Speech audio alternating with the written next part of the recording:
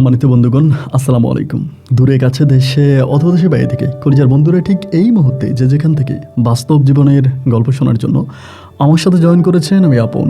আর যে আপন জীবনের গল্পের 1234তম পর্বে আপনাকে প্রতিদিনের মতো স্বাগতম জানাচ্ছি। কলিজার বন্ধুরা, আজ আমি আপনাকে শোনাবো রংপুরের ভাই মোহাম্মদ চান মিয়ার জীবনের ভয়ঙ্কর রকম শিক্ষণীয় এক ভৌতিক বাস্তব জীবন কাহিনী।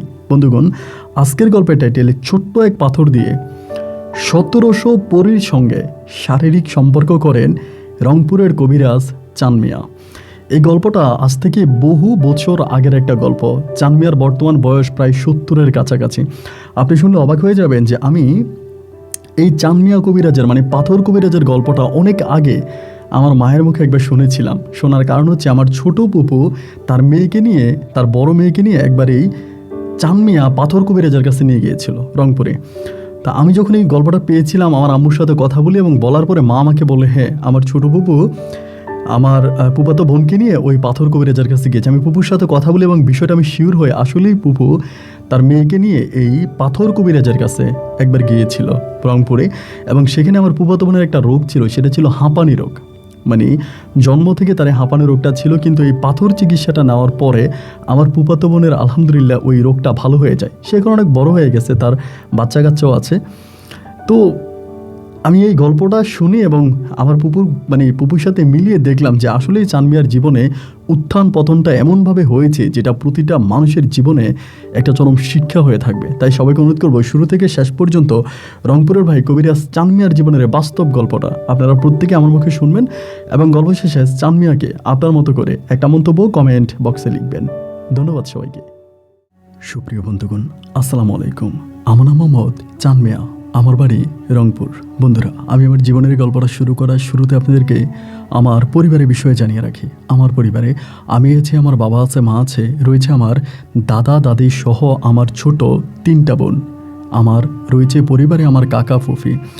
পরিবারে ছিলাম আমরা 3 বোন 1 ভাই। আমাদের পরিবারটা ছিল রংপুর শহরের অদূরে কোনো এক ছোট্ট গ্রামে, এক নিম্ন মধ্যবিত্ত পরিবার। আমার বাবা পেশায় ছিলেন একজন কৃষক। আমি খুব ছোটোবেলা থেকে দেখে আসছি আমার বাবা কৃষিকাজ করে এবং সেই সময় আমাদের এলাকার প্রায় 90% মানুষ কৃষিকাজের উপরে নির্ভর ছিল। আমার গল্পটা আজ থেকে বহু বৎসর আগের একটা গল্প। সেই সময়টাতে এইরকম করে জামানা এত বেশি ডিজিটাল ছিল না, মানুষের হাতে হাতে মোবাইল, ফেসবুক, ইন্টারনেট, ইউটিউব এত কিছু ছিল না। তখন মানুষের কাছে খুব বড় জোরে ছিল খবর শোনার জন্য একটা রেডিও। রেডিওর মাধ্যমে আমরা দেশ দেশান্তরের খবরগুলো পেতাম এবং রেডিওর একটা ছোট্ট অনুষ্ঠান শোনার জন্য, রেডিওর ওই ছোট্ট গীতাঞ্জলি গান শোনার জন্য আমরা গ্রামের সব মানুষগুলো মিলে বটগাছের নিচে গোল করে বসে থাকতাম। রেডিওর একটা গান শোনার জন্য দূর দূরান্ত থেকে গ্রামের মানুষ বটবৃক্ষের নিচে ছুটে আসতো। মাঝখানে রেডিও লাগানো হতো এবং আমরা চারপাশে গোল করে বসে ওই রেডিওর অনুষ্ঠান শুনতাম। আমার গল্পটা এক ভয়ঙ্কর রকম করুণ ও শিক্ষণীয় বাস্তব জীবনের গল্প। বন্ধুরা, আমি শুরুতেই সবার কাছে ক্ষমা চেয়ে নিচ্ছি, কারণ আমার এই গল্পের মাঝে আমি এমন কিছু কাজ করেছি যেটা আসলেই লজ্জাজনক, যেটা আমি ওই সময় বুঝতে পারিনি, কিন্তু এখন বুঝতে পেরেছি। আপনারা সবাই আমাকে ক্ষমা সুন্দর দৃষ্টিতে দেখবেন। যাই হোক, আমি ছোটোবেলা থেকে একটা জিনিস দেখে আসতেছিলাম, সেটা হচ্ছে এরকম। আমার দাদি প্রতিদিন সকালবেলা 2টা দুধের বাটি নিয়ে আমাদের বাড়ির অদূরে, অনেক দূরে একটা দিঘি আছে, দিঘির পাড়ে চলে যেত 2টা দুধের বাটি নিয়ে। যখন থেকে বুঝ হয়, বয়স হয়, তখন বুঝতে পারে যে দাদি এই 2টা দুধের বাটি নিয়ে দিঘির পাড়ে যেত 2টা সাপকে দেওয়ার জন্য। মানে আমার দাদি বহু বছর ধরে 2টা সাপ পালে, কিন্তু সাপ যে উনি পালে, উনি নিজে পালে না, মানে ওনার কাছে রাখে না। ওই দিঘির মধ্যেই 2টা সাপ থাকে এবং আমার দাদি 2 বাটি দুধ নিয়ে ওই দিঘির পাড়ে সকালবেলা দিয়ে আসে এবং দুপুরবেলা গিয়ে আমার দাদি ওই বাটি 2টা আবার নিয়ে আসে এবং আনার সময় দেখে যে বাটির মধ্যে যে দুধ ছিল ওই দুধগুলো খেয়ে ফেলে। অনেকেই দেখে অনেক বিষাদর 2টা কাল সাপ আপনার দিঘির পানি থেকে উঠে আসে এবং উঠে এসে দাদির ওই দুধ খেয়ে, মানে দাদির ওই বাটির দুধ খেয়ে তারা আবারও দিঘিতে ঝাঁপ দিয়ে নেমে যায়। এটা ওই গ্রামের বা ওই এলাকার অনেক মানুষই এই জিনিসটা সাক্ষী, তারা দেখেছে। তো আমার বাবা এটা নিয়ে আমার দাদির সাথে খুব ঝগড়া করতো, কি দরকার এইভাবে জীবনের ঝুঁকি নিয়ে সাপের জন্য দুধ নিয়ে যান এবং যে কোনো সময় সাপ আপনাকে ছোবল দিয়ে মেরেও ফেলতে পারে, ওইখানে যাওয়ার দরকার কি?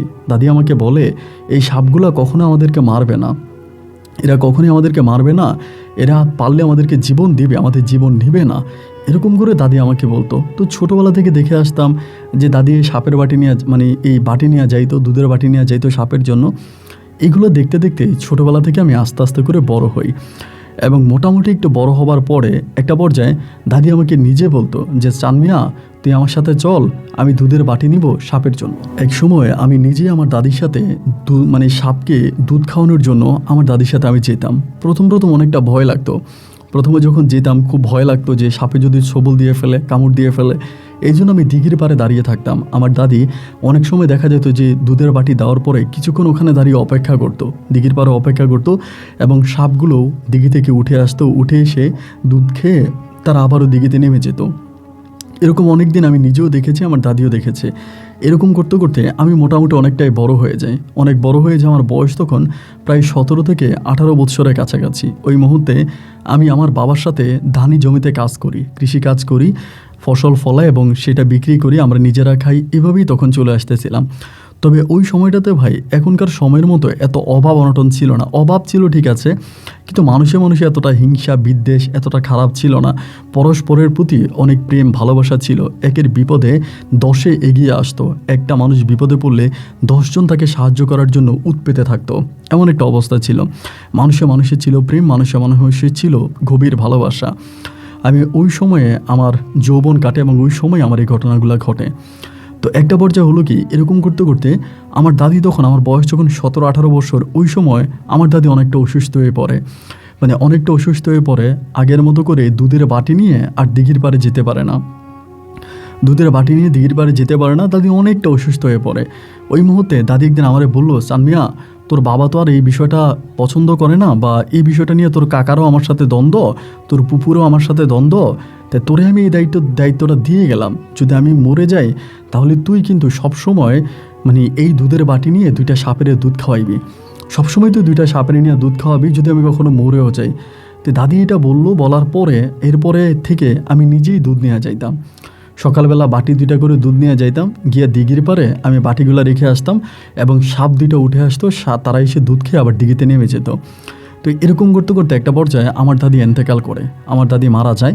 এবং দাদি মারা যাওয়ার পরে আমি প্রতিনিয়তই এই দুধ নিয়ে আমি দিঘির পাড়ে যেতাম। এখানে আরেকটা বিষয় বলে রাখি, আমার দাদি যখন মারা যায় ওই দিঘির পাড়ে আমার দাদিকে দাফন করা হয়।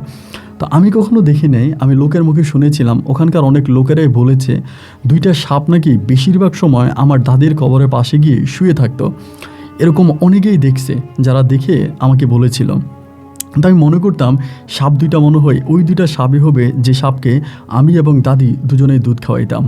তো একটা সময় মনে হতো কি, একটা সময় আমি আপনাকে অবাক করে একটা বিষয় বলি, সাপের তো একটা বয়স হয়। যেমন আমার দাদি, আমার বয়স মানে যখন হয় আর কি, বুঝ যখন হয়, সেই বুঝ ধরা থেকে আমি যেরকমভাবে সাপগুলোকে দেখে আসতেছিলাম, সাপগুলো ঠিক এরকমভাবেই আছে। এরা বড়ও হয় না, ছোটও হয় না, এবং এদের কোনো বয়সও হয় না। একটা সময় তো সাপ মারা যায়, সাপের তো একটা নির্দিষ্ট বয়স থাকে। বাট বহু বছর ধরে, বছরের পর বছর আমার দাদি এই সাপগুলোকে দুধ খাওয়ায় আসতেছে, বাট এরা কখনো মারা যায় না, এদের মারা যেতে আমি দেখি নাই। এরকমভাবে তখন দাদির মৃত্যুর পরে আমি সাপকে দুধ খাওয়ানোর দায়িত্বটা পরিপূর্ণভাবে নিয়ে নিলাম। এরকম করতে করতে 1 কান 2 কান হতে হতে, এটা আগেই তো সবাই জানতো। একটা পর্যায়ে হলো কি, ওখানে হিন্দু লোকেরা এসে পূজা করতে শুরু করে। মানে হিন্দু লোকেরা ওই জায়গাটার মধ্যে এসে পূজা করতে শুরু করে। যখনই ধরেন আমি দুধের বাটিটা দিয়ে আসি, তখনই অনেক হিন্দু লোক, এরা কোত্থেকে আসে আমি জানি না, এরকম অনেক হিন্দু লোক এসে দিঘির পাড়ে দাঁড়িয়ে তখন তারা হিন্দু ধর্মাবলম্বী যে সাপের যে পূজা আছে ওই পূজা মণ্ডপ বা ওই পূজার তারা করতে থাকে। সাপ যখন আসে তারা সবাই উলুলি দেয় এবং সাপকে প্রণাম করে, এই জিনিসগুলো তারা করে। এমন করতে করতে একটা সময় দেখা গেল আমাদের এলাকার যিনি ইমাম সাহেব ছিলেন, এখন তো দেখা যায় সমাজে ইমামকে মূল্যায়ন করা হয় না, মসজিদ চালায় সভাপতি, ইমামের কথায় কিন্তু মসজিদ চলে না এবং ইমামকে কোনো মূল্যায়নও করা হয় না। কিন্তু আমার জামানায় ছিল সম্পূর্ণ আলাদা।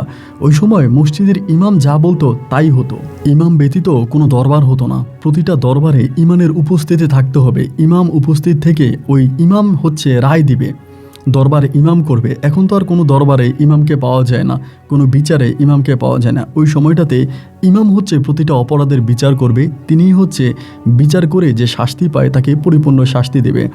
এটা ইমামের দায়িত্ব ছিল সে সময়টাতে। তো তো এক পর্যায়ে দেখা গেল আমাদের ইমাম সাহেব একদিন মাগরিবের নামাজের পরে আমাদের বাড়িতে আসছে। আমাদের বাড়িতে এসে আমারে আর আমার আব্বারে ডাইকা বলতেছে, এশার নামাজে আপনারা নামাজে যাইয়েন। তা আমি আর আব্বা কিন্তু খুব বেশি একটা মসজিদে যাইতাম না, নামাজ খুব বেশি একটা পড়তাম না আর কি। তো এরকমভাবে উনি বললো যে আপনারা এশার নামাজে যাইয়েন, আপনাদের সাথে কথা আছে। তা আমি আর আব্বা তখন এশার নামাজে গেছি। এশার নামাজে যাওয়ার পরে এশার নামাজ পড়া ইমাম সাহেব বললো যে আপনারা একটু বসেন। তো সেদিন দেখলাম মসজিদের প্রায় সব মুসল্লিগুলোই বসে আছে, কেউ যায় নাই। পরে নামাজ শেষে ইমাম সাহেব আমার আব্বাকে আর আমাকে ডাকলো, ডেকে ওনার দুই পাশে বসাইলো। বসে আমাকে বলল যে চানমিয়া, তোমাকে সবাই গ্রামের ভালোবাসে, তুমি গ্রামের অনেক মানুষের উপকার করো, কাজ করো, সব কিছুই ঠিক আছে, কিন্তু তুমি এখন যে ফিতনা ছড়াচ্ছ, যে অপরাধ তুমি করতেছো, যে বিধর্মী কাজ তুমি করতেছো, এটার দায়ভার কে নেবে? কে নেবে আমাকে বলো। আমি তখন বললাম যে হুজুর, আমি বিধর্মী কাজ কী করি? উনি বলে, তুমি সাপের জন্য দুধ নিয়ে যাও, এবং দুধ নিয়ে গেলে পরে এই সাপেরা দুধ খেতে আসে, এবং বিভিন্ন মানুষরা ওইখানে হচ্ছে বিভিন্ন হিন্দু ধর্মের লোকেরা এসে এখানে সাপের পূজা করে। তো আমার কাছে মনে হয় যে এই পূজা মণ্ডপের ঠাকুর হচ্ছে তুমি এই পূজা মণ্ডপটা তৈরি করো, এবং যার জন্য হিন্দু ধর্মাবলম্বী লোকেরা গিয়ে ওইখানে পূজা করে।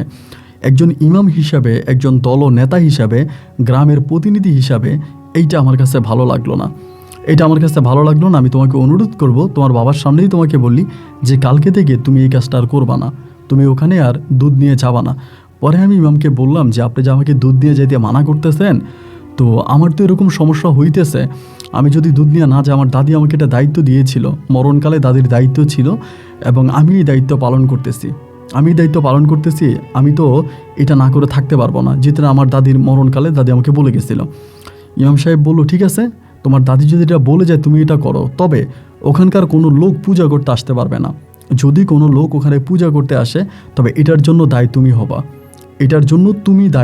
এটার দায়ভার তোমাকেই নিতে হবে। এই কথা বলে মসজিদের মধ্যে ইমাম সাহেব আমাকে অনেক শাসিয়ে দেয়, মানে আমাকে অনেক বকাঝকা করে। তো ইমামের বকাঝকা খেয়ে আমি ওখান থেকে চলে আসি, মানে মসজিদ থেকে চলে আসি। এসে পরের দিন দুধ নিয়ে আবারও যাচ্ছি, আমার মা আমাকে দুধ নিয়ে যেতে দিবে না। মা বলতেছে, না, ইমাম যেহেতু মানা করছে তুই আর দুধ নিয়ে যাবি না।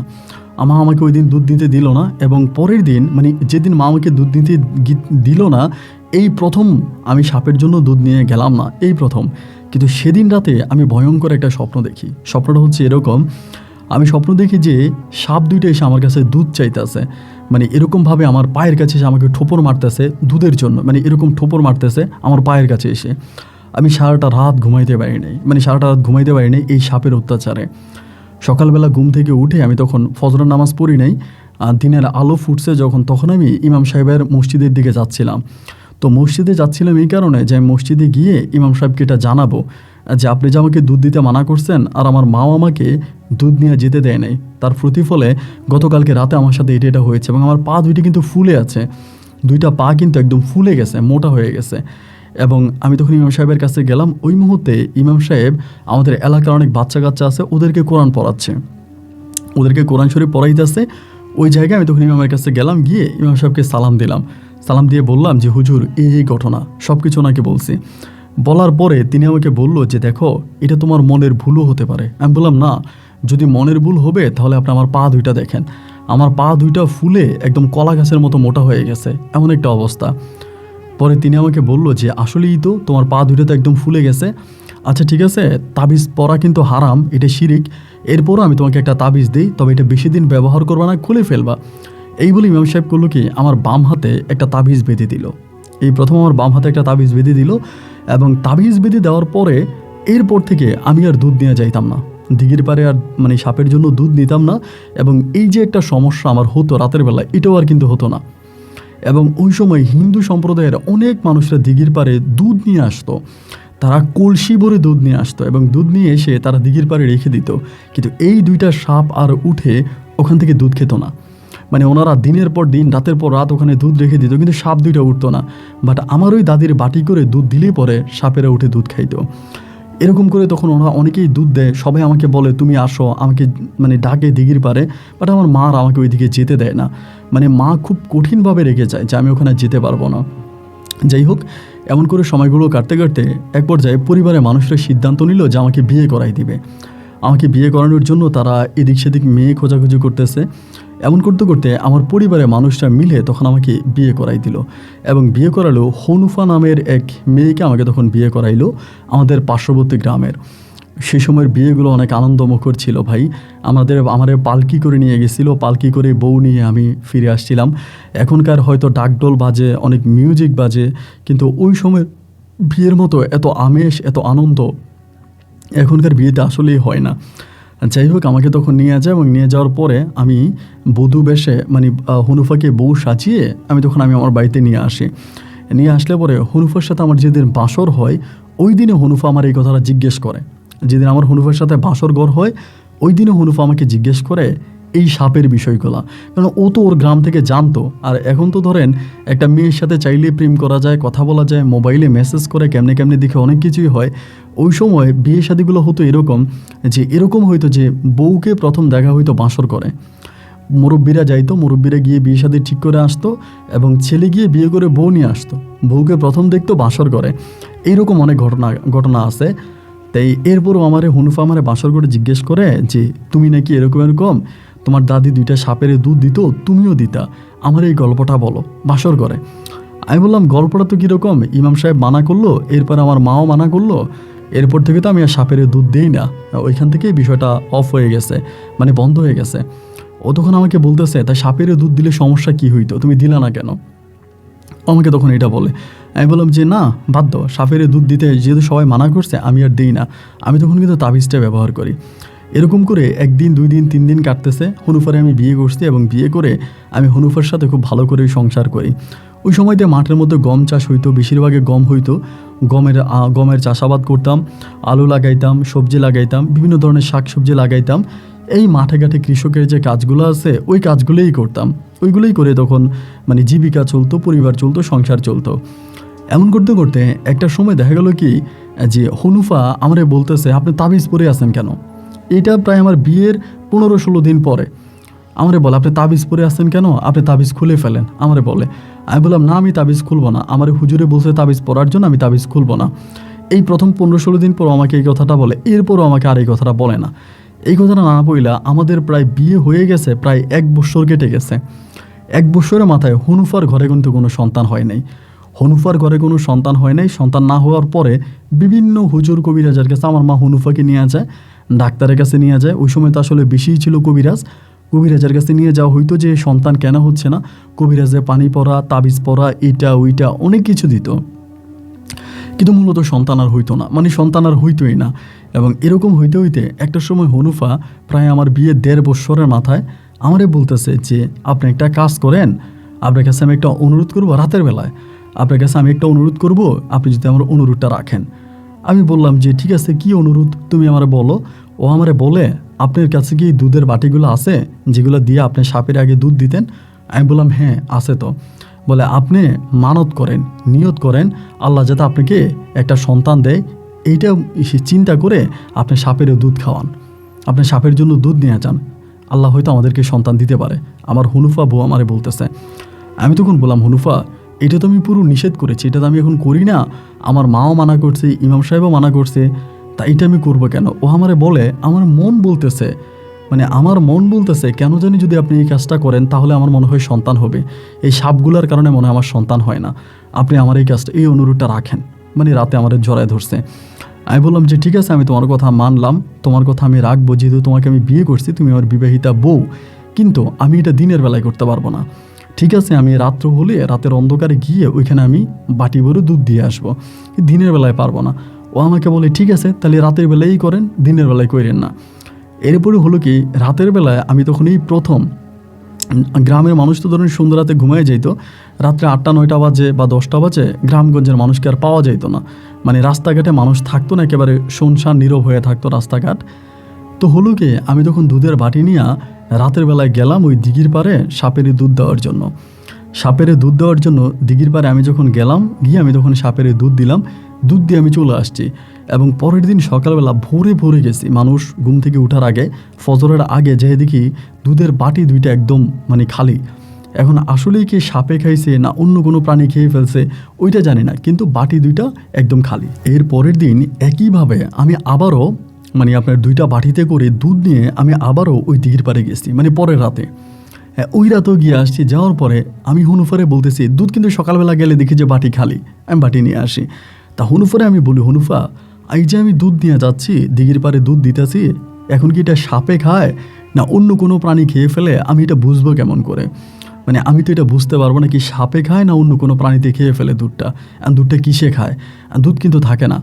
হনুফা তখন করলো কি, আপনার চালি চিনবেন, চালি মানে কয়লা, এবং কয়লার ওই গুঁড়ো অংশটা মানে নিমেষ অংশটা, পাউডারের অংশটা, এইটাও আমার চুলা থেকে বের করে দিল, দিয়ে আমারে বললো আজকে দুধ দিয়া দুধের চারপাশে আপনি এই ছালিটা, এটা আমরা ছালি বলতাম গ্রামের ভাষায়, যে ছালিটা আপনি ছিটিয়ে দিবেন এবং আইলের মতো করে মোটা করে দিবেন, যদি সাপ আসে তাহলে এখানে দাগ থেকে যাবে, এবং নরম কিছু কাদামাটি চারপাশ দিয়ে দিয়েন। এইটা বলার পরে আমি তখন ওই সাপ আসলেই দুধটা খাই কিনা এটা যাচাই করার জন্য আমি তখন দুধের বাটিটা রাতের বেলায় নিয়ে গেলাম, নিয়ে দিঘির পাড়ে আমি 2টা দুধের বাটি দিলাম, এবং দুধের বাটি দিয়া পরে আমি তখন চারপাশে ওই যে সালি আমাকে দিছিল হনুফা, ওই সালিটা আমি তখন মানে করে দিলাম, এবং নরম মাটি কাদামাটি চারপাশ থেকে দিলাম, দিয়ে আমি রাতের বেলায় চলে আসছি। সকালে গিয়ে দেখি কি ভাই জানেন, একেবারে স্পষ্ট 2টা সাপ আসছে, যে একদম আসার দাগটা পর্যন্ত মানে ওই সালির উপর দিয়ে একদম সুন্দর দাগ দেখা যাচ্ছে। সাপ দিঘি থেকে উঠে আসছে, দুধ খাইছে, এবং যাওয়ার সময় যে রাস্তা দিয়ে গেছে ওইটাও দেখা যাচ্ছে।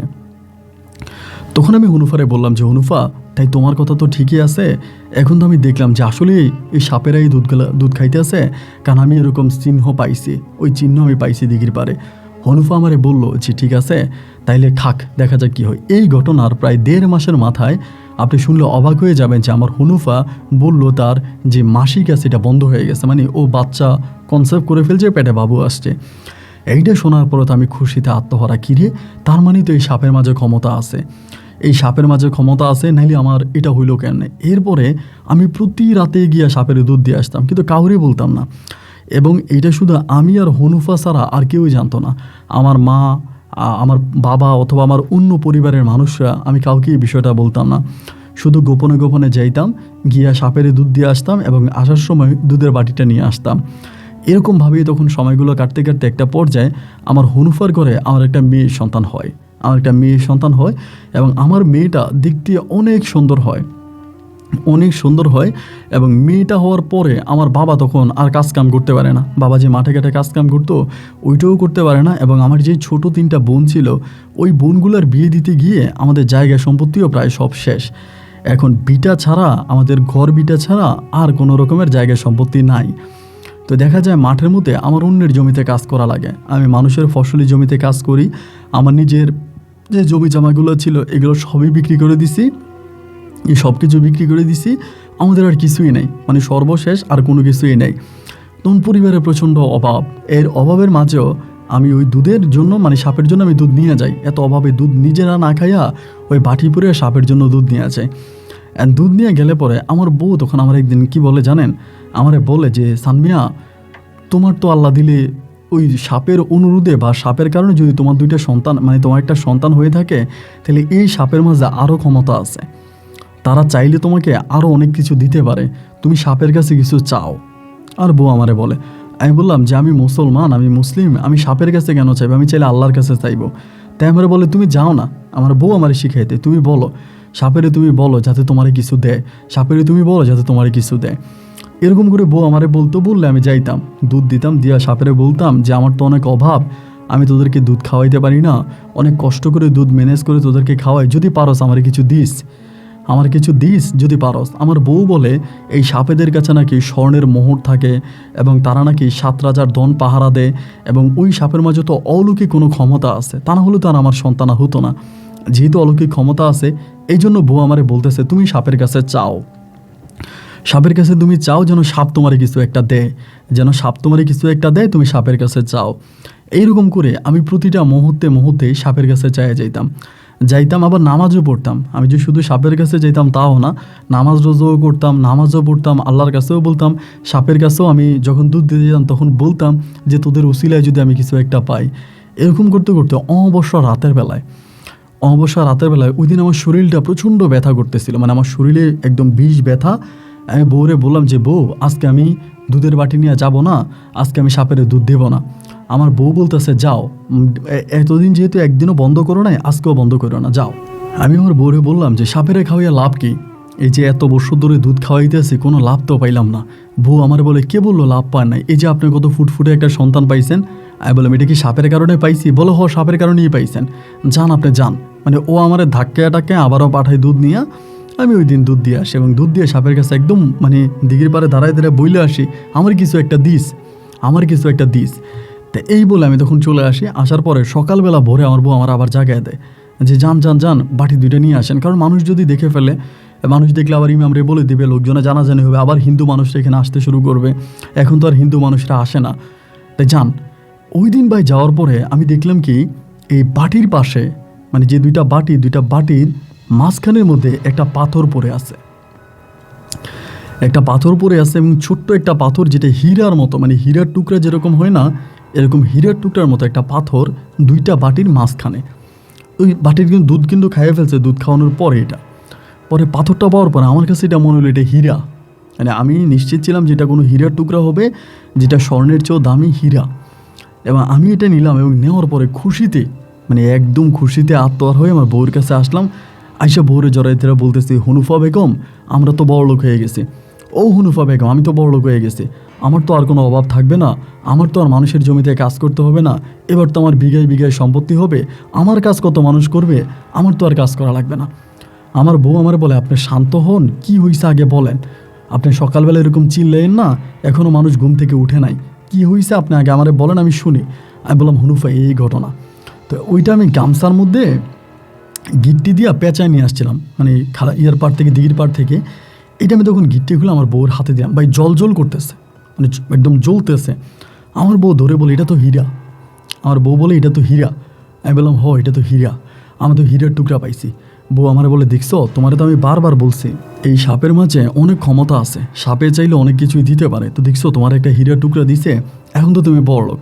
ভাই আমি আর আমার বউ তো তখন খুশিতে আত্মহারা যে আমি হীরা পেয়ে গেছি, এখন এটা বিক্রি করলে আমি বড়লোক হয়ে যাব, আমার অনেক টাকা পয়সা হবে, আমার ধন সম্পদ হবে। এবং এইভাবেই 2 দিন পর্যন্ত কেটে গেল। এবার আমি খুশি মনেই সাপের জন্য দুধ নিয়ে যাচ্ছি, খুশি মনে সাপের জন্য দুধ নিয়ে যাচ্ছি, সাপের দুধ খাওয়াইতে আসি। মানে আমার কথা হচ্ছে, আমার যেটা পাওয়া সেটা তো আমি পেয়ে গেছি, এখন তো আমার আর কোনো অভাব নাই, এখন কোনো অভাব থাকবে না, অনটন থাকবে না, আমি সুখের দিন দেখতে শুরু করব, ভালো অবস্থানে চলে আসছে, মানে আল্লাহর কাছে শুকর আলহামদুলিল্লাহ। এবং এক পর্যায়ে এরকম করতে করতে 2 দিন পরে আমার বউরে বললাম, বউরে, এই যে হীরার টুকরাটা আমি পাইছি, এখন এটা কেমনে বিক্রি করবো? এটা তো বিক্রি করতে নিলে তো মানুষ আমারে ধরবে, আমারে বলবে এটা কই পাইছি, কোত্থেকে পাইছি। এখন লোকের আমার যদি বলে, তাহলে আমি কি জবাব দিব? এটা তো হীরার টুকরা, এটা তো অন্য কিছু না। আমার বউ আমার বলে, একটা কাজ করি, এটা আমরা ভাঙে ফেলি, আমরা এটা হাতুড়ি দিয়ে পিঠা ভাঙে ফেলি, ভাঙা এরপরে এক টুকরা, ছোট্ট টুকরা নিয়ে আপনি যান, গিয়ে আপনি বিক্রি করেন। আর বউ আমারে বলতেছে। আমি বললাম যে আচ্ছা ঠিক আছে। বউয়ের কথা মতো আমি তখন করলাম কি, এটা আপনার হাতুড়ি দিয়ে পিটাইতে শুরু করলাম। ওই যে পাটা অনেকেই ছিলেন, এখনও আছে পাটার মধ্যে ভর্তা বানানো হয়, ওই পাটার উপরে রাইখা পুতা দিয়া এটা তখন মানে করতেছি, ভাঙার চেষ্টা করতেছি। কিন্তু যতই চেষ্টা করতেছি ভাই, এটা না ভাঙা যায় না, মানে ভাঙতে পারি না। এখন এমনভাবে পুঁতে দিয়ে পিটাইতেছি, যেটা ভাঙা যায় কিনা, ভাঙতে পারে কিনা, না রে ভাই এটা ভাঙতে পারতেছি না, এইটা আর ভাঙা যায় না। যখন ভাঙতে পারি না, ভাঙাইতে পারি না, অনেকক্ষণ ধরে বউ আর আমি চেষ্টা করলাম। বউ বলে, এটা তো ভাঙা যাবে না, এটা তো এত শক্তের, তো ভাঙা যায় না, ভাঙতে পারি না। আবার পাশের ঘর থেকে মা কিন্তু জিজ্ঞেস করে যে তোরা কি করিস রাতের বেলা, এরকম টুকটাক করে শব্দ হয়, কি ভাঙাভাঙি করিস? মায়ের কাছে তো আর বলি না। না বলে এভাবে আরও প্রায় 3-4 দিন কেটে গেল। হাই রে, কী জিনিস দিল, এটা ভাঙতেও পারি না, বিক্রিও করতে পারি না, অভাব তো সংসারে রয়ে গেল, এটা নিয়ে গেলে যদি ধরা খাই, এখন এত দামি জিনিস নিলেই তো আমার ধরবো, আমি কই পেয়েছি? আর যেহেতু এটা আমি অলৌকিকভাবে পাইছি, তাই এটা সরকারি সম্পদ, এখন সরকারি লোকজনে নিয়ে যাবে, মানে করবোটা কি, কোনো উপায় বুদ্ধি কোনো কিছুই তখন আর বের করতে পারি না। একবার যে আমার বউ আমারে বলল যে তার দূর সম্পর্কের, মানে সে তার গ্রামের বাড়িতে সে নাকি এক হিন্দু মেয়েরে বোন ডাকছে, মানে বান্ধবী আর কি, এক হিন্দু মেয়েরে বান্ধবী ডাকছে। ওই মেয়ের নাকি বিয়ে হয়েছে এক হিন্দু ছেলের সাথে, সুকুমার ছিল নাম। এই সুকুমার ছিল নাম। তো আমারে বলে যে ওই সুকুমারের স্বর্ণের দোকানে ও কাজ করে, তুমি একটু ওই ঠিকানা, ওই বাড়িতে যাও, গিয়ে ওরে জিনিসটা দেখাও। আমি বললাম যে ওরে দেখাইলে ও যদি মানুষের কাছে বলে দেয়, বলে ও বলবে না, আমি সহ যাব। এই বলে একদিন হলো কি, আমি আমার বউ মিল্লা হচ্ছে ওই হিন্দু বাড়ির উদ্দেশ্যে রওনা দিলাম দিনের বেলায়, সকালবেলায়। যে ওই সুকুমার যে ছেলে আছে ওরে দেখাবো, যেহেতু স্বর্ণকারের দোকানেও কাজ করে, ও দেখলে এটা কিভাবে ভাঙা যায় বা কিভাবে বিক্রি করা যায়, ও আমাদেরকে একটা ভালো বুদ্ধি পরামর্শ দিব। ওর বুদ্ধি পরামর্শের জন্য আমি আর আমার বউ তখন এই পাথরটা মানে আপনার এই হীরাটা নিয়ে ওই জায়গায় গেলাম, ওর বাড়িতে গেলাম। গেছি, গিয়ানোর পরে বিকেল হয়ে গেছে। আমার বউ আমারে মানে ওই ছেলের সাথে কথাবার্তা বললো এমনি এমনি। বউরে বারবার বলতেছি, বউরে একটু চিন্তা করে কাজ করো, যেহেতু অনেক টাকার সম্পদ এবং এটা অমূল্য রতন, দেখা যায় যে এই ছেলের কাছে আমরা দেখাবো, এই ছেলে আবার লোকজনকে বলে দেয় কিনা, বা লোভের বশবর্তী হয়ে এই ছেলে নিয়ে যায় কিনা, আমরা কোনো বিপদে পড়ে যাই কিনা। আমার বউরে বলতেছে, আমার বউ বলে, আপনি এত চিন্তা করেন না, তো এত ভাঙা পড়েন না, এত টেনশন করেন না, ও অনেক ভালো ছেলে, ওই রকম কিছু করবো না, আপনি চিন্তা করেন না। আমার বউ আমারে বোঝাচ্ছে। রাত্রে প্রায় 10টার দিকে খাওয়া দাওয়া করছি। খাওয়া দাওয়া করার পরে উঠানের মধ্যে সবাই বসে আছি, সুকুমার, ওর বউ, ওর আবার বাচ্চা আছে, আমার বাচ্চা, সবাই মিলে বসে আছে। থাকতে থাকতে আমার বউ তখন করলো কি, সুকুমারের বউয়ের আলাদা ডাক দিয়ে নিয়ে বিষয়টা জানাইছে। জানানোর পরে আমি তো রাগ করে বসে আছি। জানানোর পরে সুকুমারের বউ সুকুমারে জানাইছে। পরে সুকুমার এসে আমারে বলে, এই সানমিয়া ভাই, দেখি বাইর করেন তো কি নিয়ে আসছেন, কি অলৌকিক সম্পদ পাইছেন দেখি।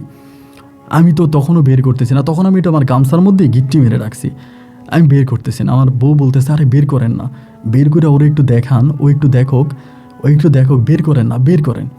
আমি বললাম, না রে বউ, এটা বের করবো না, আমার বের করতে ইচ্ছে করতেছে না, যদি ও নিয়ে যায়। আমি তখনও মনে মনে বলি আর কি।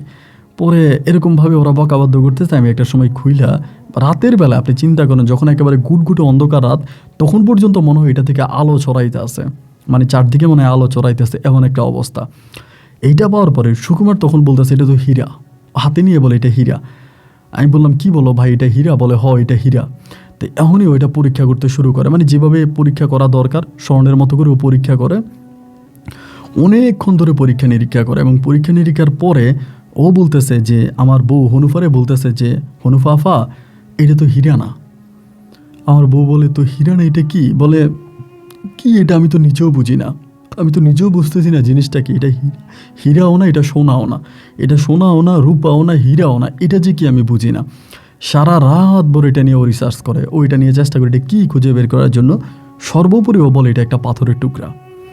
বলে, এটা একটা পাথরের টুকরা, এটা একটা পাথরের টুকরা ছাড়া আর কিছুই না, এটা একটা পাথরের টুকরো। তো এখন ভাই আমার মনটা খারাপ হয়ে গেল, কী রে, তাই আমি পাথরের টুকরা পাইলাম, এটা একটা পাথরের টুকরা। মানে তখন খুব রাগ হইলো আর কি, যে পাথরের টুকরা আমারে দিল সাপে। সারাটা রাত মনটা খুব খারাপ হয়ে গেল, এত খুশি হইলাম, এত আনন্দিত হইলাম যে আমি হীরা পাইছি, কিন্তু পরিশেষে দিল পাথরের টুকরা। পাথরের টুকরো হওয়ার পরে মনটাও ভীষণ খারাপ, বেজায় খারাপ হয়ে গেল। খারাপ হয়ে যাওয়ার পরে আমি এবার আস্তে আস্তে করে চিন্তা করতেছি, এখন কি করা যায়, করবোটা কি? যেহেতু এটা পাথরের টুকরা পাইছি, এটা তো আর সোনা না, পাথরের টুকরা হীরাও না। তাই সকালবেলা মনটা খারাপ করে ওইটা আবার পকেটে নিয়ে গেছি বাড়িতে যাওয়ার পরে টেবিলের উপরে রেখে দিচ্ছি। মানে এটার আর কোনো মূল্য নাই আর কি। এই কথা আমার মায়ের কাছেও বলি না, কারো কাছে বলিও না, বললে আমি সাপের দুধ দেই কেন, এটার উপর তারা খেপে যাবে। এরপরে আমি সাপেরও আর দুধ দেওয়া বন্ধ করে দিছি, আমি আর সাপেরও দুধ দিই না। মানে মনের উপরে ভেজায় কষ্ট গেছে, ভেজায় কষ্ট যাওয়ার পরে আমি আর সাপের উপরে দুধ দিই না, মানে সাপের আর আমি দেই না, দুধ দেই না। এভাবে প্রায় 5 দিন 6 দিন কেটে গেল। তো এটা পাথরের টুকরো, এটার প্রতি আমাদের আর কোনো ফিলিংস রইল না, কোনো অনুভূতি রইল না। এটা কোথায় আছে না আছে, কি করে না করে, মানে ওই পাথরের টুকরা নিয়ে আমরা আর কোনো কথাবার্তা বললাম না, আমি আমার বউ, বা এটা নিয়ে কোনো চিন্তা করলাম না।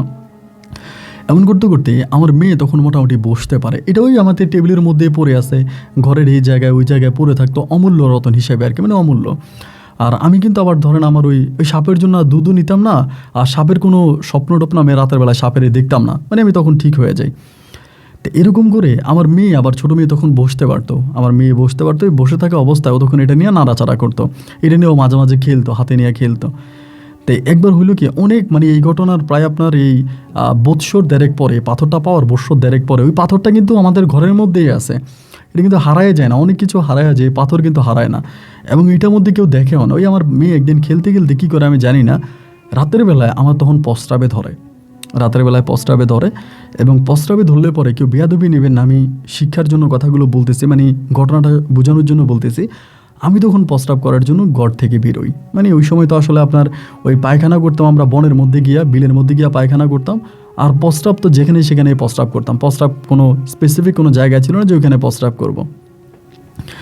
পরে আমি ঘরের কোনায় গিয়া প্রস্রাব করলাম। প্রস্রাব করে আসার পরেই না ভাই, আমার প্রস্রাবের রাস্তাটা প্রচুর জ্বালাফোড়া করতেছে, প্রচুর জ্বলতেছে, মানে জ্বলতেছে জ্বলতেছে জ্বলতেছে, এবং আমার মানে প্রস্রাবের জায়গাটা পুরো মানে মোটা হয়ে গেছে, মানে খারাপ একটা অবস্থা। আমি তো চিৎকার চেঁচামেচি শুরু করছি। আমার বউ তখন আসছে, আমার বউ তখন উঠছে, ওইটা কী হয়েছে আমি বললাম যে এই ঘটনা। বউ তখন পানি ঢালতেছে, ওই সময় তো আর বরফ নাই, ঠান্ডা পানি কল থেকে আই না, ঠান্ডা পানি ঢালতেছে ঢালতেছে ঢালতেছে। এখানে আমারে বলে যে আপনার এরকম হইলো কেন? এরকম আমি বললাম যে প্রস্রাব করে আইলাম মাত্র, এবং প্রস্রাব করার পরে এই ঘটনা। আমার বউ বলে কোথায় প্রস্রাব করছেন? আমি বললাম যে অমুক জায়গায়। বলে কিশোর উপরে প্রস্রাব করে দিয়েছেন নাকি? মানে কোনো ওই মানে আমাদের গ্রামের একটা ওই সময় একটা কুসংস্কার ছিল, ব্যাঙের উপরে প্রস্রাব করলে নাকি এরকম হয়। ওই যে ভাউয়া ব্যাঙ যেটাকে বলি আমরা, অনেক বড় আকারের একটা ব্যাঙ আছে, ওই ব্যাঙের উপরে যদি প্রস্রাব করে দেওয়া হয় তাহলে এরকম সমস্যা দেখা দেয়। আমার বউ বলে তা আপনি কি ব্যাঙের উপরে প্রস্রাব করছেন? আমি বললাম যে না, আমি অমুক জায়গায় প্রস্রাব করছি। এইটা বলার পরে আমার বউ তখন করলো কি হারিকেন নিয়ে বাইরে গেছে, যে ওইটা ওখানে কোনো ব্যাঙ ছিল কিনা দেখার জন্য।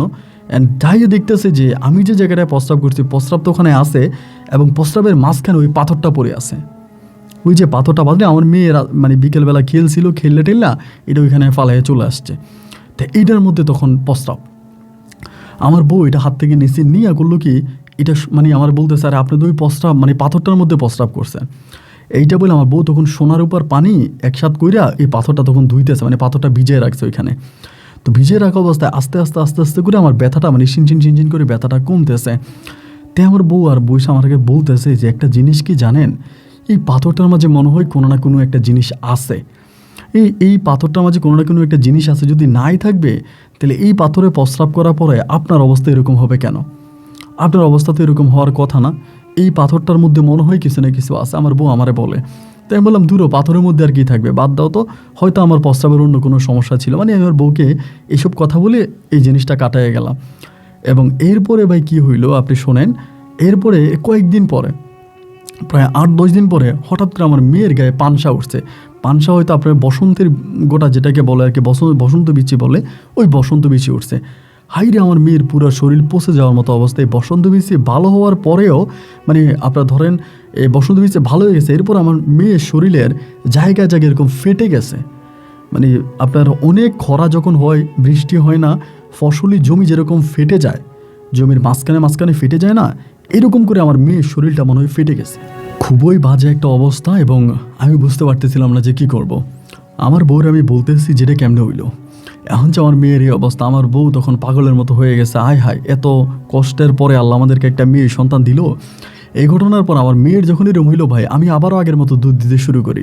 আমি আবারও আগের মতো দুধ নিয়ে যাই দিঘির পারে, দুধ দিই, কিন্তু এখন আর আমার দুধ খায় না। মানে সন্ধ্যা রাতে দিনের বেলায় যখনই দুধ দিয়ে আসি, এবং দুধ আনার পরে দেখি যে দুধের বাটি দুধ যেমন ছিল তেমনই আছে, এক ফোঁটাও কম নাই। মানে সাপে আর আসে না, দুধও খায় না। আমার অবস্থা তখন হয়ে গেছে খারাপ। আমার বউ বলতেছে এখন কি করব, মেয়েরে কেমনে বাঁচাবো, মেয়েরে কেমনে বাঁচাবো, আমি ওর মেয়েরে কেমনে রক্ষা করবো। আমার বউ কান্নাকাটি শুরু করছে। আমি বললাম তুমি কান্নাকাটি করো না, আল্লাহর কাছে চাই, আল্লাহ হয়তো ভালো করে দিতে পারে।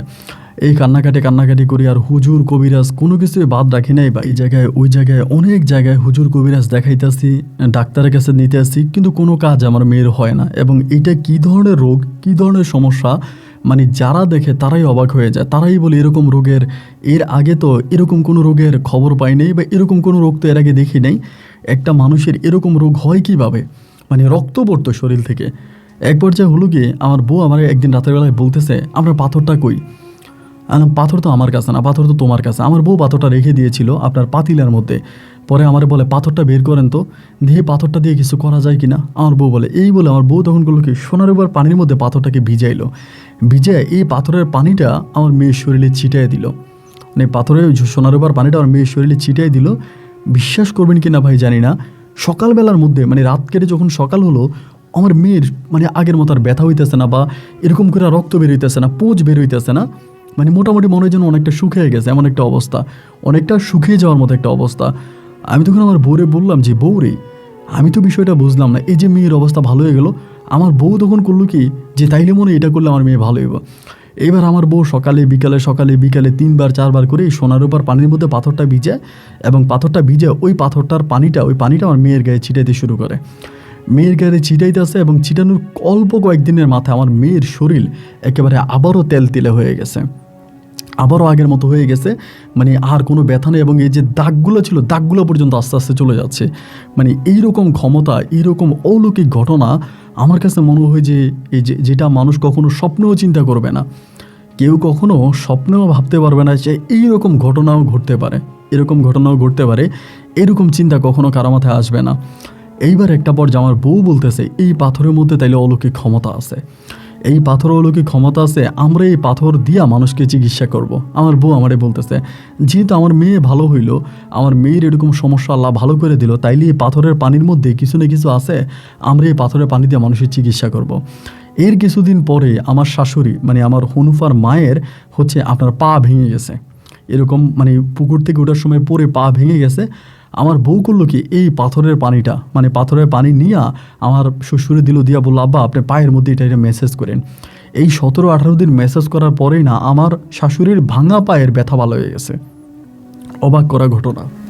এক কান দুই কান করতে করতেই এই ঘটনা বা এই কথা তখন আমাদের পুরো মহল্লায় পুরো এলাকায় ছড়ায় গেছে, মানুষের কানে কানে মানুষের মুখে মুখে এই ঘটনা ছড়ায় গেছে। দূর দূরান্তের মানুষরা পর্যন্ত তখন আমাদের কাছে আসতো এই পানি পড়ার জন্য।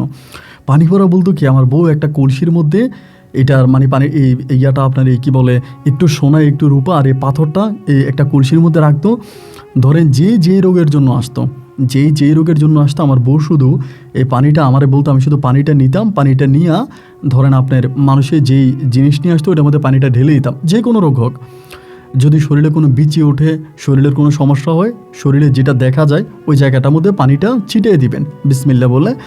আর যদি শরীরের ভিতরে পেটের মধ্যে বা শরীরের ভিতরে চামড়ার ভিতরে কোনো সমস্যা হয় তাহলে পানিটা বিসমিল্লাহ বলে খাবেন। এবং এইরকমভাবে মানুষ খাইতো, ব্যবহার করতো, শরীরে দিত বা খাইতো। এমন করতে করতে এমন অবস্থা হয়েছে রে ভাই, মানে যে রোগের জন্য আমি এরকমও শুনছি বাচ্চা হয় না, 8 বছর 9 বছর বাচ্চা হয় না, এই পানি খাইছে বাচ্চা কনসেপ্ট করছে। এবং এরকমও হয়েছে যে মানুষ শোয়া থেকে উঠতে পারে না, মারাত্মক মরণভেদী রোগে আক্রান্ত। এই মানুষগুলো নিয়েও তারাও তখন চিকিৎসা করে এটার মাধ্যমে এই পানির মাধ্যমে তারাও তখন অনেক সেবা পাইছে, তারাও অনেক ভালো অবস্থানের মধ্যে চলে আসছে। এইরকম একটা ঘটনা তখন ঘটতে শুরু হলো পুরো মহল্লাতে, পুরো এলাকাতে। এবং এমন করতে করতে মানে সেই সময়টাতে মানুষ জায়গা দিতে পারতাম না। আমার বাড়িতে ভাই মানুষ জায়গা দেওয়া যাইতো না, এত পরিমাণের মানুষের ভিড় লেগে থাকতো। এবং মানুষ টাকা পয়সা দিত অপুরন্ত টাকা পয়সা। ওই সময় আমার আব্বা আম্মা দুজনেই আমার পক্ষে চলে আসে। আমার আব্বা আম্মা আমার বোনেরা তাদের শ্বশুরবাড়ি থেকে চলে আসে। শ্বশুরবাড়ি থেকে এসে তখন এই মানে আমারে ধরে আমার সাথে তখন এই তারা টাকা পয়সা ইনকাম করতে শুরু করে। আমি যা চাইতাম, ধরেন এরকম রোগ যেটা অপারেশনেও ভালো হয় নাই, বড় বড় ডাক্তার কবিরাজ দেখাইছে ভালো হয় নাই, দেশ বিদেশে নিয়ে গেছে ভালো হয় নাই, এই পানি পড়াটা খাইছে বা এই পানিটা খাইছে ভালো হয়ে গেছে। এরকম করতে করতে একটা সময় মোটামুটি আমি অনেক টাকার মুখ দেখতে শুরু করলাম, টাকা পাইতেছি, অপুরন্ত টাকা পাইতেছি। আর জমি কিনতেছি, আপনার আমাদের বাড়ির এদিকে জমি কিনতেছি, এখানে জমি কিনি, ওইখানে জমি কিনি, মানে বিভিন্ন জায়গায় জমি কিনি, শহরে জমি কিনি। এক পর্যায়ে আমি আমাদের থানাতে মোটামুটি নাম করে একজন মানুষ হয়ে গেলাম। এবং নাম করে একজন মানুষ হয়ে যাওয়ার পরে আমার বউ তখন এটা নিয়ে আমার সাথে দ্বন্দ্ব, যে আমার বউ এটা কেরামতি বাইর করছে বা আমার বউ এটার জনক, আমার বউ এটা উদ্বোধন করছে, আমার বউ পাইছে, এখন কেন আমার বোনেরা এটা ভোগ করে, আমার বোন জামাইরা ভোগ করে, আমার মা ভোগ করে, আমার বাবা ভোগ করে। এই নিয়ে আমার বউর সাথে আমার ঝগড়াঝাটি দ্বন্দ্বের একটা পর্যায়ে আমার মা তখন করলো কি আমারে বুঝাইতেছে যে বউ ছেড়ে দে, হনুফা বেগমরা ছেড়ে দে, হনুফারে ডাকার দরকার নাই, আমরা হনুফার চেয়েও সুন্দরী মেয়ে তোরে বিয়ে করাবো। আর হনুফাও দেখতে সুন্দর, অতটা সুন্দর ছিল না, একেবারে কালো বরণ ছিল, আমার ভালোও লাগতো না। এই তখন টাকা পয়সা হয়েছে, অর্থ সম্পদের মুখ দেখলাম, ভালো অবস্থানে আসলাম। এই সময় আমি আমার আম্মার প্রস্তাব তখন মাইনে নিলাম। আম্মার প্রস্তাব মাইনে নেওয়ার পরে আমার আম্মা তখন করলো কি আমার দিয়ে হনুফারে তালাক করাইছিল। যেহেতু হনুফা আমার আয় ইনকাম নিয়ে এরকম ঝামেলা করতেছে, আমার বোনদেরকে দেখতে পারে না, আমার মারে দেখতে পারে না, বাবারে দেখতে পারে না, কেন তারা এটার ভাগ নিতে এখন আসছে? আগে তো তারা এটা করে নাই, এটা হনুফা করাইছে। হনুফা আমার দিয়া সাপের নতুন করে দুধ দেওয়াইছে, হনুফা আমার দিয়া সাপের কাছে এটা চাওয়াইছে, এরপর এটা ফালাই দেওয়ার পরে হনুফা আবার এটারে পরিষ্কার করে পানিতে ধুইয়া আমার মেয়ের শরীরে দিছে। তো এই সব কিছুই তো ছিল হনুফার অবদান। তাহলে হনুফার অবদান যদি এত কিছু থাকবে, সেই হনুফা কেন এখন বেনিফিট পাবে না? মানে কেন এখন সবাই এটার মধ্যে আসে, হনুফা অতটা থাকতে পারে না? এই নিয়ে হনুফা লাগার পরে আমার মা তখন হনুফার সাথে আমাকে তালাক করায় দেয়। আমার মা তখন আমাদের এলাকারই আরেক বড় লোকের মেয়ে, রূপবতী, অনেক সুন্দরী, এক ফর্সা এক সুন্দরী মেয়ের আমার আম্মা বিয়ে করায়। তখন আমার যে মেয়েটা আছে ওই মেয়েটাকে আবার হনুফা নিয়ে যায়। হনুফা আমার মেয়েটারে নিয়ে যায়, ও বলে দিয়ে দিব, এই কথা বলে হনুফা নিয়ে যায়। তা আমার আম্মা ওই মেয়ে নিয়ে আর কোনো টেনশন নাই, মেয়ে চলে গেছে, মেয়ে চলে যাক। এরপর আমার আম্মা আমাকে আবার বিয়ে করায়, বিয়ে করাইলে পরে আমি ওই বউ নিয়ে আসি। ওই বউয়ের ঘরেও আমার একটা পুত্র সন্তান হয়, আমার একটা ছেলে হয়। এবং আমার ছেলেটা হলে পরে আস্তে আস্তে আস্তে আস্তে করে আমার বহুত লোকজন আমার চারদিক থেকে আসে, আমার শুভাকাঙ্ক্ষীর অভাব নাই, সবাই আমার আশেপাশে বসে। এমন করতে করতে আমি সিরাজুল ইসলাম নামের একটা লোকের সাথে পরিচিত হই। ওনার বাড়ি ছিল আপনার কুড়িগ্রামের ওইদিকে, রংপুর কুড়িগ্রামে। ওনার নাম হচ্ছে সিরাজুল ইসলাম। উনি নাম করে একজন কবিরাজ, মানে কবিরাজ বলতে উনি জিন দ্বারা কাজ করে, পরি দ্বারা কাজ করে, উনি এগুলো নিয়ে কাজ করে।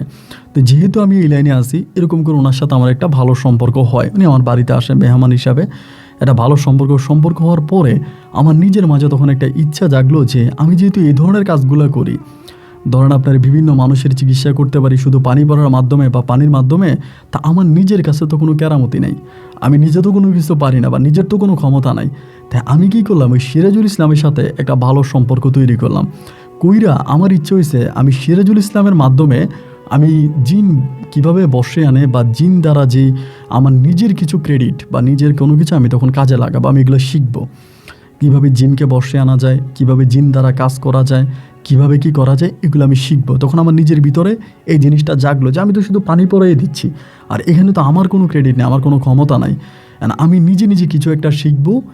এইরকম একটা জিনিস আমার মনে তখন আসলো। দেন আমি সিরাজুল ইসলামের সাথে তখন একটা সম্পর্কে জড়ানোর পরে তখন সিরাজুল ইসলাম করে কি আমার আস্তে আস্তে করে শিখায়, মানে কিভাবে জিন বসে আনতে হয়, জিন আনার নিয়ম, জিন আনার দোয়া, জিন চূড়া কীভাবে উল্টায় পড়লে জিন আসে, এগুলো সে আমাকে আস্তে আস্তে করে সে শিখে। সে আমার বাড়িতেই থাকে, আমার ঘরেই থাকে। সে জিনের চিকিৎসা করে। ধরেন অনেকেরই জিনের সমস্যা আছে, এই সমস্যা তখন সে সমাধা করে। মানে ও আমার বাড়িতেই থাকতো, আমার খাদেমের মতোই থাকতো। এরকম করতে করতে আস্তে করে আমি ওর কাছ থেকে এই জিন বর্ষে আনা বা পরি বর্ষে আনা এইগুলো আমি তখন আস্তে করে শিখতে একটা সময় আমি একটা পরীর সঙ্গে তখন আমার একটা সম্পর্ক হয়। এটা সিরাজুল ইসলামে করায় দেয়, একটা পরীর সাথে সম্পর্ক হয়। এবং পরী যে আসলেই কতটা সুন্দর, মানে আমি যেভাবে দেখেছি আমি ওভাবেই বলি যে পরী আসলেই কতটা সুন্দর, কতটা রূপবতী, এইটা আপনি চোখে না দেখলে বিশ্বাস করবেন না। এই পরীকে দেখার পরে এই পরীর প্রতি আমার একটা খারাপ নেশা চলে আসে। পরীর প্রতি খারাপ একটা নেশা আমার চলে আসার পরে আমি তখন সিরাজ ভাইকে বললাম যে সিরাজ ভাই, আমার তো এরকম একটা ইচ্ছা জাগছে। তো সিরাজ ভাই আমার বললো, এটা তো আপনি এভাবে পাবেন না, এদের তো কোনো শরীর নাই, তা আপনি এটা ভাবির শরীরে নিতে পারেন। ভাবির শরীরে নিয়ে আপনি এটার সাথে আপনার চাহিদা মতো আপনি কাজ করতে পারেন। তো এই কথা বলার পরে সিরাজুল ইসলাম আমাকে তখন এই তন্ত্র মন্ত্রগুলো কিন্তু এই সিরাজুল ইসলাম আমাকে শিখিয়ে দেয়, আমাকে শিখায়। আমি তখন কী করলাম, ওর মাধ্যমে তখন এই দোয়াটা তখন আমি নিলাম, বা পরীরে যেভাবে আটকানো যায় ওইভাবে আমি তখন আটকাইলাম, বন্দি করলাম। করে আমার বউয়ের শরীরের মধ্যে আমি তখন এনে তার সাথে শারীরিক সম্পর্কে লিপ্ত হলাম। তো এরকম করতে করতে আমার ভিতরে এই যে আমি এই কাজটা করলাম, আমার ভিতরে তখন এই জিনিসটা অন্যভাবে জেগে গেল যে আরে এটার মধ্যে তো অনেক ইন্টারেস্ট, অনেক মজা, আমি এটা কন্টিনিউ করব। তখন আমার এই টাকা পয়সা তো তখন আমার কোনো অভাব নাই, আমার অর্থ সম্পদ, টাকা পয়সা এই সমস্ত জিনিসের তো কোনো অভাব নেই, আমার সবই তো আছে। বিলাসবহুল বাড়ি আছে, এরপরে জায়গায় সম্পত্তি আছে, অনেক কিছু আছে, তা আমার তো আর কিছু লাগে না। আমি এসব দিয়ে কী করব? এখন আমি যে জিনিসটা পাইতেছি ওই জিনিসটাই আমার দরকার। আমার এখানেও একটা ছেলে সন্তান হয়, আমার একটা ছেলে একটা মেয়ে হয়, নতুন যারে বিয়ে করলাম ওর ঘরে। তো এখন দেখা গেল এরকমভাবে আমি ওর শরীরের মধ্যে আনতাম, এনে আমি এই ধরনের কাজগুলো পরিদের সাথে করতাম। এই একবার দুইবার তিনবার হতো। তো আমার বউ তখন বিষয়টা বুঝে যায়। আমার যে বর্তমান বউ আছে সে তখন বিষয়টা বুঝে আমারে বলে যে আপনি এটা করেন আমার সাথে রাতের বেলায়, বা আপনি এই ধরনের কাজগুলো করেন। তো আমার মেয়ের মাথায় হাত দিয়ে তো আমার বলে যে আপনি মেয়ের মাথায় হাত দিয়ে ওয়াদা করুন, তো আপনি আসলে আমার দিয়ে কিছু করার না, বা আপনি আমার দিয়ে কোনো খারাপ কাজ করার না বা কিছু করার না। তা আমার মেয়ের মাথায় যখন হাত দিই তখন আমি মিথ্যা বলি না, আমি সত্য বলে দিই যে এই ঘটনা, আমি এটা করি। এই ঘটনা যেদিন আমার বউ জানতে পারে এবং সেদিন আমার বউ আমার তালাক দিয়ে চলে যায়, আমার ডিভোর্স করে চলে যায়। তো যখন আমাকে ডিভোর্স করে চলে যাওয়ার পরে আমি তখন সিরাজুল ইসলামে বললাম, তখন আমি এটার প্রতি নেশা, আমার এটার প্রতি আমার এতটাই নেশা জমে গেছে, আমি এটার প্রতি এতটাই আসক্ত হয়ে গেছি যে আমার আর কোনো কিছুই ভালো লাগে না, আমার এটাই লাগবে, আমার এই জিনিসটা আমি পাইছি, আমার এটাই লাগবে, আমি এটা ছাড়া আর দিন রাত কোনো কিছুই বুঝি না, আমার এই সম্পর্কটা কোনো অনেক মজা লাগে, আমি এটাই করব। এবং এমন করতে করতে সিরাজুল ইসলামরে বললাম যে ভাই রে, তোমার ভাবি তো চলে গেছে, সে যেহেতু সব সত্য জানতে পারছে, ও চলে গেছে, এখন আমি কি করব? আমি তো ভাই এটা ছাড়া থাকতে পারতেছি না, ভাই আমার তো এটা লাগবে। তো সিরাজুল ইসলামে তখন করে কি এক মহিলাকে আমাকে ম্যানেজ করে দেয়, সিরাজুল ইসলাম তার এলাকা থেকে নিয়ে আসে। ওই মহিলার মাধ্যমে তখন আমি এই মহিলার শরীরে আমি আবারও এই ধরনের করতাম। কত শত শত মানে আমার মনে হয় মানে 1500, 1600, 1700 মানে 2000 এই পরিদের সাথে আমার এই ধরনের সম্পর্ক হতো প্রতি রাতের বেলা আমি মেয়ের শরীরে আনতাম, আনার পরে আমি এটা করতাম। এবং এরকম করতে করতে আমি একটা সময় এটার প্রতি এতটাই আসক্ত হয়ে গেলাম যে আমি এটা ছাড়া আর কিছুই বুঝি না। ওই সময় আমার আব্বা মারা গেছে, আমার আম্মা শারীরিক অবস্থা অনেকটা খারাপ, মানে অনেকটা দুর্বল। আব্বা মারা গেছে, তা আম্মা শারীরিক অবস্থা অনেকটা খারাপ হয়ে গেছে, আম্মা অসুস্থ। তখনই আমার এই সব কিছুই সিরাজুল ইসলামে দেখাশোনা করতো, ওই সব কিছু দেখতো, আমি ওর উপরেই পুরোপুরি ডিপেন্ড ছিলাম। ওই আমার সব কিছু দেখাশোনা থেকে শুরু করে ওর মাধ্যমে আমি সব কিছু হাসিল করতাম। ওই কবিরাজি ওই করতো, পানি পড়া ও দিত, টাকাও ও নিত, সবই ও করতো। আর আমি শুধু রাতের পর সারা রাত এই ধরনের কাজগুলো করতাম এবং সারা রাত বিশ্রাম করতাম, সারা রাত এই ধরনের কাজগুলো করতাম, সারাদিন বিশ্রাম করতাম। এরকমভাবেই তখন আবার দিন রাতগুলা কাটতেছে। এমন করে দিন আর রাতগুলা কাটাকাটি হতে হতে একটা পর্যায়ে হলো কি, হঠাৎ করে সিরাজুল ইসলাম আমারে বলতেছে যে বাইরে আপনার কাজ আপনি করেন, আমার একটু ফ্যামিলিতে সমস্যা হচ্ছে, আমি চলে যাব। সিরাজুল ইসলাম আমারে বললো। আমি বললাম যে চলে যাবা? তাই কেন চলে যাবা কেন? বলে না চলে যাব, আপনার পাথর আপনার কাছে দিয়ে গেলাম, আপনি আপনার মতো করে কাজ করেন, আমি এখান থেকে চলে যাব। এই সিরাজুল ইসলাম এটা বলো তখন চলে গেছে, এখান থেকেও চলে গেছে আমার এখান থেকে। তো ওই মহিলাটা কিন্তু আমার কাছে এখনও আছে, ওই মহিলাটারে বশ করে আমি তখন রাখছি। রাখার পরে আমি এই ধরনের খারাপ কাজ মানে লজ্জাজনক কাজগুলো আমি তখন করতাম। এবং করতে করতে তখন সিরাজুল ইসলামের জায়গায় আমি আরেকজন লোক হায়দার বলে একটা ছেলে ওরে রাখছি। যেহেতু আমি এগুলো করতে পারি না, ওইখানে সময় দিতে পারি না, ওইখানে কাজ করতে পারি না, এই জন্য হায়দার বলে আরেকটা ছেলের আমি ওইখানে রাখছি। রাখার পরে দেখা গেল কি আস্তে আস্তে করে আমার কমতেছে, মানে রুগীর সংখ্যা কমতেছে, মানে প্রচুর রুগী কমে যাচ্ছে। এখন রুগী যখন এইভাবে কমে যাচ্ছে, আমি হায়দারে বললাম যে রুগী কেন কমে যাচ্ছে? হায়দার আমারে বললো, ভাই এখন তো নতুন করে আবার সিরাজুল ইসলাম ওনার এলাকাতে গিয়া উনি কবিরাজি করতেছে, ওনার এলাকাতে ওনার মানুষ যাচ্ছে, অনেক মানুষ ওনার এলাকাতে যাচ্ছে, এখন আপনার এখানে রুগী কম আসে। পরে এরকম বলে যখন কম আসে, কেন কম আসে আমি তো বুঝি না। একদিন হলো কি, আমি ওই যে পানির মধ্যে মানে রুগীরা বলতেছে এদের কাজ হয় না। আগে যেরকম ধরেন আপনি নিলেই এটা খেলেই কাজ হতো, পানিটা খেলে কাজ হতো, বা শরীরে যখন পানিটা লাগাইতো এটা কাজ হইতো, কিন্তু এখন আর কোনো কাজ হয় না, মানে এটা এখন আর কোনো কাজ করে না। এখন কাজ কেন করে না এটা তো ভাই আর আমি বুঝি না। আর এই কাজ না করার কারণেই দেখা গেলো এই ধরনের সমস্যাটা দেখা দিছে, মানে প্রচণ্ড রকমের সমস্যার মধ্যে তখন আমি পড়ে গেছি, মানে হয় না। পরে আমি কী করলাম, একদিন কলসি থেকে এই জিনিসটা বের করে পাথরটা বের করে দেখলাম যে পাথরটা অনেকটা কালো হয়ে গেছে। পাথরটা আগের মতো জলজল করে না, কালো হয়ে গেছে, মানে পাথরটা জানি কেমন হয়ে গেছে। পাথরটা আগের মতো কাজ করে না। আমি যখন এটারে সোনার উপর পানি দিয়ে আবার ধুইলাম, আবার পরিষ্কার করলাম, আবার দিতেছি, কিন্তু আর কোনো কাজ হয় না। মানুষ আসে, ওদের চিকিৎসা করে, চিকিৎসা হয় না, মানুষ আসে, চিকিৎসা করে, চিকিৎসা হয় না, মানুষ কমতেছে। এই মর্মে আমি শুনতেছি সিরাজুল ইসলামও নাকি এক পাথর দিয়ে এই ধরনের কাজ করে। পরে আমার পাথরটা আমি হাতে নেওয়ার পরে বুঝলাম যে আমার পাথরটা, আমার মনে হয় আমি যে পাথরটা আগে পাইছিলাম বা যে পাথরটা সাপে আমাকে দিছিল, এই পাথরটা সেই পাথরটা এক পাথর না। আমার কাছে মনে হয় এই পাথরটা এক পাথর না। এবং এইটা না মনে করে আমি তখন সিরাজুল ইসলামের কাছে যাই, গেলে পর ওর বাড়িতে যাই, গিয়া পরে আমি তোরে বললাম যে সিরাজুল ইসলাম, লোকের মুখে মুখে শোনাশুনি করি যে তুমি নাকি একটা পাথর ব্যবহার করো, এই পাথর তুমি কই পাইছো? আর আমার পাথরটা তো আগের মতো কাজ করে না, আমার তো মনে হয় আমার পাথরটা কেউ না কেউ নিয়ে গেছে, আমি তোমার পাথরটা একটু দেখতে চাই। এই করে ওর সাথে আমার এই কথাবার্তা হয়। তো ও আমারে বলে যে না, আমার পাথর আমি মানে দেখাবো, এটা বলে ঘুরে আমারে বলে পাথরটা দেখায়, ওর যে পাথরটা আমাকে দেখায়। তা আমি ওর পাথরটা দেখে দেখলাম এটাই আমার পাথর, যে পাথর দিয়ে আমি চিকিৎসা করতাম, যে পাথরে পানি আমি দিতাম, এই পাথরটা সেই পাথরটাই, ওই পাথরে। আমি বললাম সিরাজুল ইসলাম, এটা তো আমার পাথর, এই পাথর দিয়ে তো আমি চিকিৎসা করতাম, তুমি আমার পাথর চুরি করে নিয়ে আসছো। ওই আমার বলে যে না, এটা আপনার পাথর না, এটা আমি অলৌকিকভাবে পাইছি। তুমি কি পাইছো? এটা তো আমার, তুমি অলৌকিকভাবে কেমনে পাইছো? এই নিয়ে তার সাথে আমার দ্বন্দ্ব, মারামারি, ঝামেলা। এই ঝামেলা হইতেছে। আমি তখন ওইখানেই পড়ে আছি, আপনার ওই জায়গাটার মধ্যেই পড়ে আছি ওইখানে। তো যে মহিলা তার আমি এই কাজটা করতাম, বা যে মহিলা ও ঠিক করে দিয়েছিল, মূলত ওই মহিলাটা শেষের দিকে আমার সাথে বেইমানি করে বলতে, ওই মহিলা তখন করে কি, মহিলারে ও করায় না, এই মহিলা নিজ থেকেই করে, আমি জানি না, মহিলারে ও কি জানি করাইতে। একদিন রাতের বেলায় আমি যখন এই ধরনের খারাপ কাজের সাথে সম্পৃক্ত, ওই মুহূর্তে ওই মহিলা আমারে ধরে বসে এবং আমাকে ধরে বসে সেই রাতে ওই মহিলা আমাকে প্রচণ্ড মারে এবং মেরে আমার শরীরের অনেক হাড়গোড় ভেঙে ফেলে।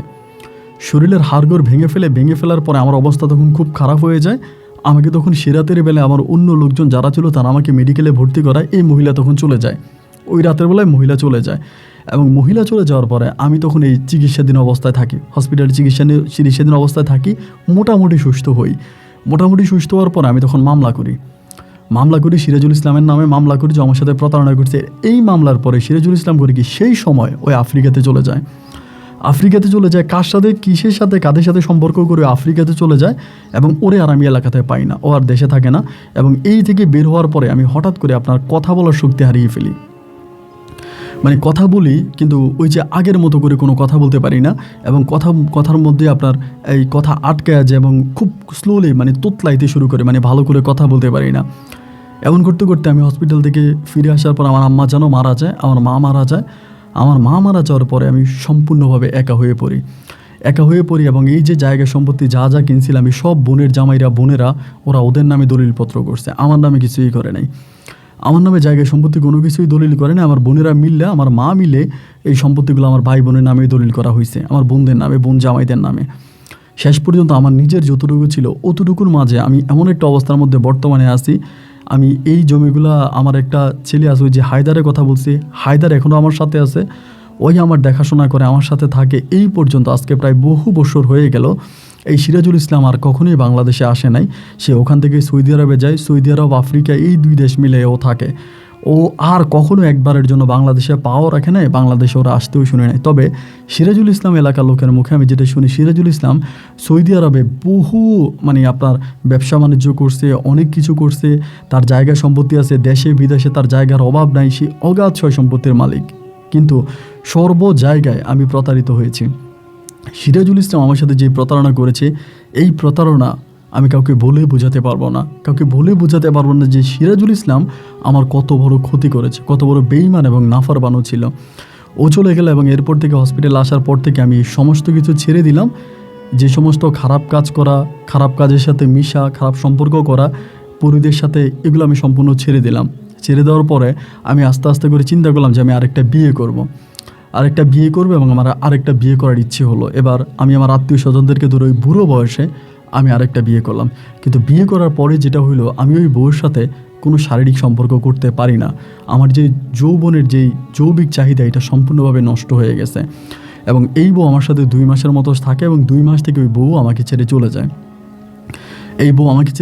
এবং এই চলে যাওয়ার পরে এরপর থেকে আমি জাস্ট পাগলের মতো হয়ে গেছিলাম। ওই হায়দার থাকার কারণে হয়তো আমি এখনও মোটামুটি একটু বেঁচে আছি, বা হায়দারের চিকিৎসা, হায়দার আমার পাশে আসেও আমার একটু দেখাশোনা করে নিজের ভাইয়ের মতো, এই জন্য আমি এখনও বাইচে না, বউ তাকে মারা যেতাম। তাই আমি নিজে যা কিছু করেছি, আপনার শহরে বন্দরে একটু নিজেও কিনেছি, আর গ্রামের জায়গা সম্পত্তিগুলো সব আমার মা আমার বোনদের নামে, বোন জামাইদের নামে কিনে আমি চালাকি করে বুদ্ধি খাটিয়ে যতটুকু আমি কিনেছি অতটুকু দেখাশোনা করে, অতটুকু আপনার ভাড়া দিয়ে আমি কোনোভাবে এখন খেয়ে পরে কোনো রকমভাবে বেঁচে আছি। তো আমার জীবনে যে ঘটনা ঘটেছে, এখনও আমার মানে সেই পাথরের চিকিৎসা করতাম এক নামে এখনও মানুষ আমারে চিনে। অনেক দূর দূরান্ত থেকে মানুষ আমার সাথে এখনও দেখা করতে আসে, কারণ আমি অনেকের এরকম চিকিৎসা করেছি যা বলার মতো না। যার কারণে আমার এখনও অনেক বহু দূরে রোগীরা আমার বাসায় আসে, আমার সাথে এসে কথা বলে, ঈদে চাঁদে আইসা আমার টাকা পয়সা দেওয়া যায়। তো আমি যে খারাপি করেছি, এই খারাপি লাইন আমি ছেড়ে দিয়েছি। এটা সম্পূর্ণ ছেড়ে আমি ভালো লাইনে আসছি, কিন্তু ভালো লাইনে এসেও আমি আজও ভালো হতে পারিনি। এই পাপ আমাকে প্রতিটা মুহূর্ত তাড়া করে বেড়ায়। আমার কাছে মনে হয় যে পাপ আমি করেছি, হয়তো আমার এই পাপের কোনো ক্ষমা নাই। আজ আমার একটা ছেলে একটা মেয়ে, আমার এক বউ নিয়ে চলে গেছে, সে আরেক জায়গায় বিয়ে করছে, ওই ঘরে আমার ছেলে মেয়ে চলে গেছে। আবার আমার প্রথম বউয়ের যে মেয়ে, আমার ওই মেয়েরও বিয়ে শাদী দিছে, ওই মেয়ের সংসার দিয়েছে, ওই মেয়েও আমাকে বাবা ডাকে না। আমার রক্তের যারা আছে তারা কেউ আমার কাছে আসে না, আমার সাথে যোগাযোগ করে না। শুধুমাত্র এই বাইরের যাদের আমি চিকিৎসা করছি বা যাদের সেবা যত্ন করছি, যারা আমার কাছ থেকে সেবা পাইছে, এরা মাঝে মাঝে আসে। আমি সিরাজুল ইসলাম এখনও বেঁচে আছে, ওই বেঈমানের কোনো বিচার আমি করতে পারি নাই। আমি যে অপরাধ করছি, আমার অপরাধের শাস্তি আমি পাইছি। এবং হায়দারের ছেলে নাজমুলের মাধ্যমে আমি আপনাকে আমার ঘটনাগুলো পাঠাইলাম। হায়দারের ছেলে নাজমুল, ও ঢাকায় পড়াশোনা করে এবং ও ভালো অবস্থানের মধ্যে আছে। ওর মাধ্যমে আমি আপনাকে আমার গল্পটা পাঠাইলাম। আপনার গল্প আমি এর আগে অনেকবার শুনেছি, হায়দারের মোবাইলে অনেক শুনেছি, আমার ভালো লেগেছে। সেখান থেকে আমি আমার গল্পটা আপনাকে বললাম, যদি পারেন আপনি আমার গল্পটা রেকর্ড করবেন। আমি আপনার বাবার বয়সী, যদি পারেন আল্লাহর রাস্তে আমাকে মাফ করে দিবেন। আর গল্প যদি আপনি রেকর্ড করেন, আপনি আপনার সাবস্ক্রাইবারদেরকেও বলবেন, তারা যাতে আমাকে মাফ করে দেয়। আল্লাহ আমার মতো করে আর কাউকে এরকম অভিশপ্ত জীবন না দেখ, আমার গল্পের মাধ্যমে মানুষ বুঝতে পারুক, এটুকু আমি দোয়া করি। আপনি ভালো থাকবেন। আসসালামু আলাইকুম।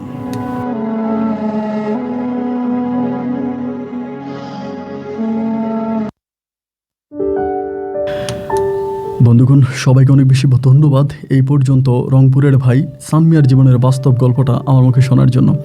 দেখেন, সানমিয়া অনেক বয়স্ক একজন লোক এবং এই মুহূর্তে তিনি প্রায় 70-এর মতো তার বয়স, যেটা আমাকে নাজমুল বলল যে ওনার বয়স এখন 70-এর মতো। নাজমুল এবং নাজমুলের বাবা হায়দার, তারাই হচ্ছে চানমিয়াকে দেখাশোনা করে এবং তাদের আন্ডারে চানমিয়া এখনও আছে। তবে চানমিয়ার মোটামুটি নিজস্ব কিছু সম্পদ উনি করেছে। রংপুর শহরে ওনার বাড়িঘর আছে এবং গ্রামেও তিনি মোটামুটি তার নামে যতটুকু করেছে বা তার ইচ্ছায় সে যতটুকু করেছে অতটুকু সে পেয়েছে। কিন্তু তার বোনেরা যেটা করেছে সেটা সম্পূর্ণ তার বোন জামাইরা নিয়ে গেছে।